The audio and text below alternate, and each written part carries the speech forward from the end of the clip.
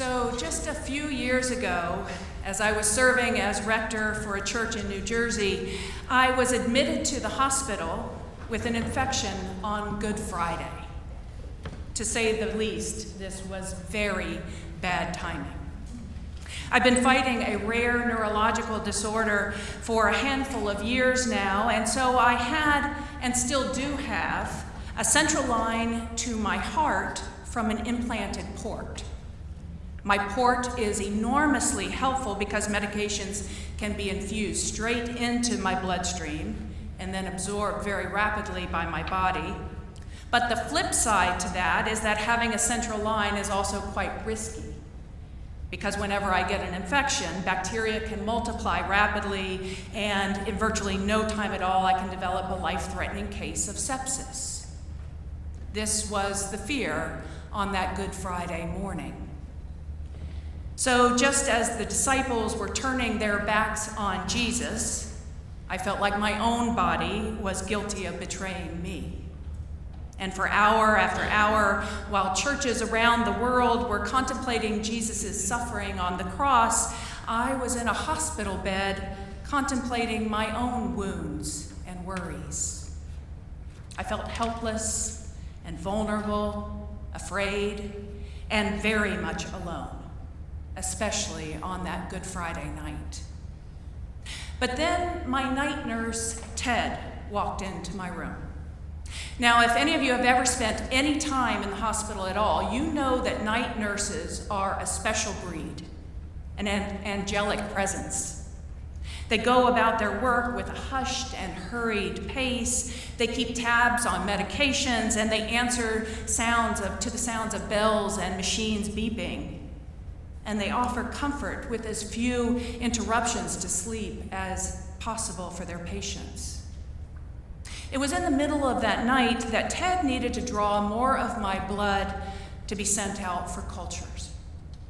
So he went about his work, searching for a cooperative vein, when he noticed that I wore a ring with a cross on it.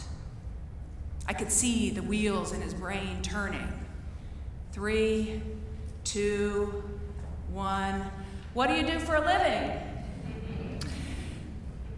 I will admit that as a priest, I am much better at caring for others than I am being on the receiving end of that care. But I fessed up and told him about my profession as an Episcopal priest, and I shared how distressing it was for me to be in the hospital on this most holy of weekends in the church calendar. Ted shared with me that while he was a nurse now, soon he would be leaving his position to attend seminary. He wanted to be a hospital chaplain. So we talked for a while about our beliefs. He reviewed my symptoms and my vitals, and then he said to me, "You know, being sick is a spiritual discipline." Well, I had never thought of it that way. And at first, I completely rejected the notion that it was a spiritual discipline. I completely kept one lane for my spirituality and had another lane for my illness, separating them like peas and carrots on a finicky 2-year-old toddler's plate. Didn't want either of them to touch. But thankfully, the cultures came back negative, and I was discharged in time for Easter worship. But as my illness has progressed over the years, I have come back time and time again to Ted's comment about my illness being a spiritual discipline.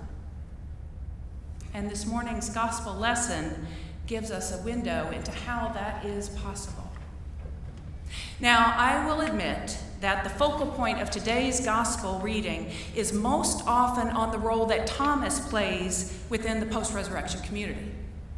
On Thomas needing to see the crucifixion marks in Jesus' hands, feet, and side.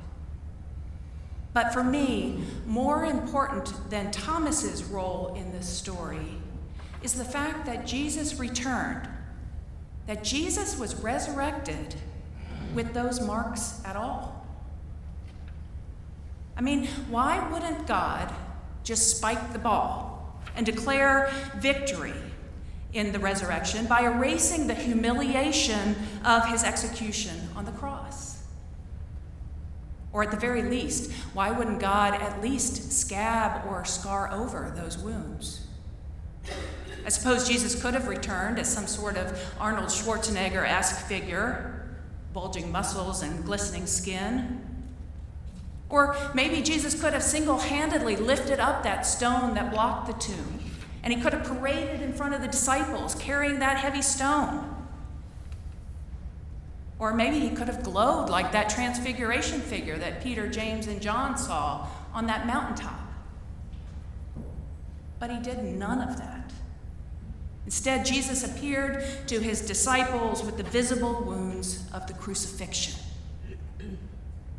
Think about it. God's glory, this was God's ultimate glory, was revealed in the resurrected Jesus, not through his feats of strength, but instead through the evidence of his vulnerability. And this, to me, and perhaps for you too, completely changes the story. By bearing his wounds to the disciples, God, through Christ, clearly and willingly connects with us in our own vulnerabilities and weaknesses. By bearing his wounds to the disciples, God, through Christ, empathizes and draws near to us in our pain. By bearing his wounds to the disciples, God, through Christ, transforms tragedy, chaos, and loss into new life, into new possibilities. Now, I want to interject here because I don't want you to mishear me. And this is very important. I am not saying that God is the cause or the source of our suffering. I am not saying that in any way. But God's love is such that when we suffer, God suffers. Now, I find this a whole lot easier for me to conceptualize thanks to my role as a mother. Because over the years, I've realized that when my kids are hurt, I hurt. And I'm not talking about some metaphorical or emotional hurt, although there's that too.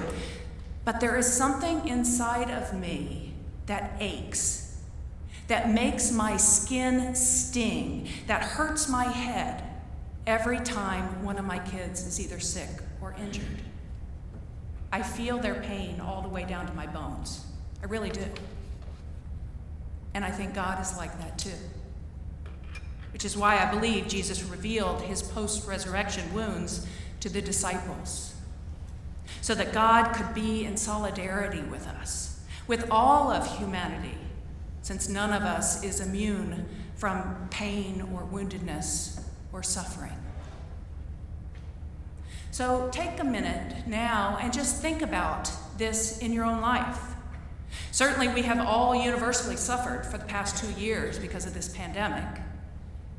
But there are infinite other ways that we suffer. Loneliness, or the loss of somebody we love, addiction, illness, aging. What pain is it that you carry with you? It could be physical pain, or it could also be emotional or psychological pain. But now imagine a God, this God that we meet today in the resurrected Jesus, who doesn't run from that pain, but instead grieves with you and holds you in your suffering. We come to Jesus today bearing our wounds, and Jesus connects to us through his wounds. There is no separation. There is no distance at all.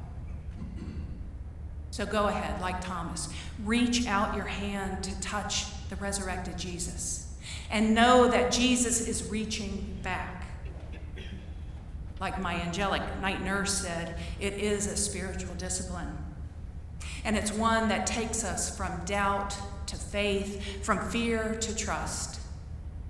One that takes us to peace. Amen.